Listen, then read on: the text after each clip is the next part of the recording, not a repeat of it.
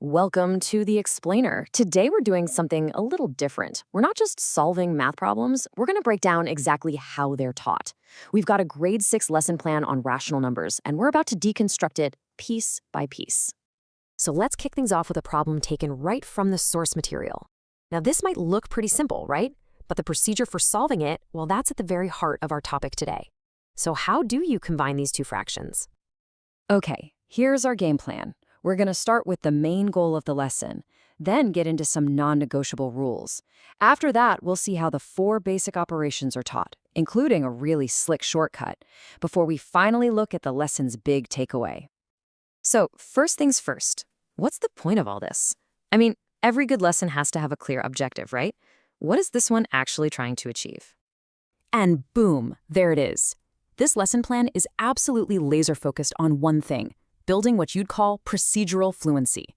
It's all about mastering the mechanics, the how-to, of adding, subtracting, multiplying, and dividing fractions.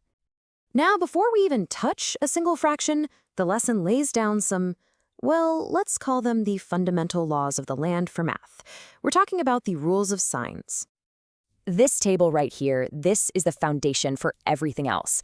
And you might wonder, why start here? Well, think about it. If you mess these rules up, every single calculation you do after this is going to be wrong. That's why the lesson presents them as absolute prerequisites. And the lesson's approach here is unmistakable. The priority is memorization. It's not about digging into the deep conceptual why at this stage.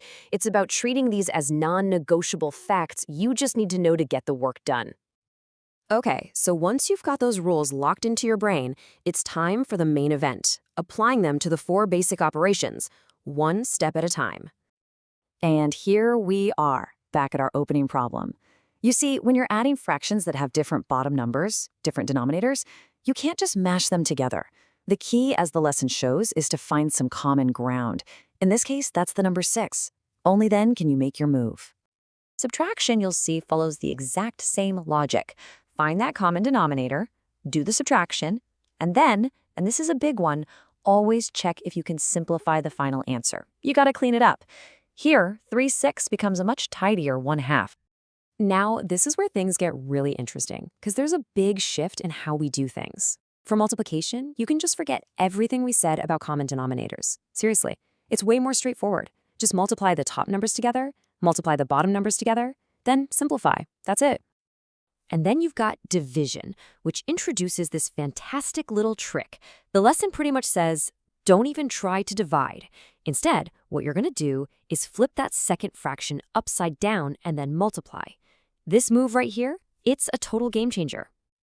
Yeah, that trick is so important that the lesson gives it its own spotlight. It's called the reciprocal, and it's basically presented as the ultimate shortcut for dealing with division. And it's such an elegantly simple idea. I mean, look at this. To find the reciprocal of a fraction, you literally just flip it. The numerator becomes the denominator becomes the numerator. That's all there is to it. So the crucial point here, the big idea, is that this flip transforms what could be a really confusing division problem into a simple multiplication problem, which, hey, we just learned how to do. It's a classic mathematical move. Turn a hard problem into an easier one you've already solved. So finally, how does the lesson make sure that any of this actually stuck? Well, it wraps everything up with a direct test of these new skills. It's time for some proof of learning. And take a look at this homework. It's basically a perfect mirror of the examples from the lesson. You've got one problem for each operation, plus that direct question about the reciprocal. It's designed to make sure every single one of those skills gets checked. And for those of you playing along at home, let's quickly run through those answers. For the addition problem, you should have gotten 19/12. Then, for subtraction, the answer is a clean 1/8. Multiplication gives you 8/15. That division problem, once you do the flip and multiply trick, comes out to 9/4.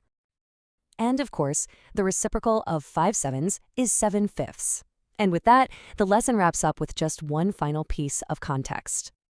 The lesson plan itself concludes with this quote from the book of Luke. In the source material, it's presented as a final piece of motivation, framing the challenge of the lesson within a much broader context of possibility. And that really leaves us with a final thought to chew on. This lesson is a fantastic blueprint for teaching the how of math, the procedure, the steps. But it also raises a much bigger question. When it comes to learning, how do we best connect the mechanics of the subject with the genuine motivation to truly, deeply understand it?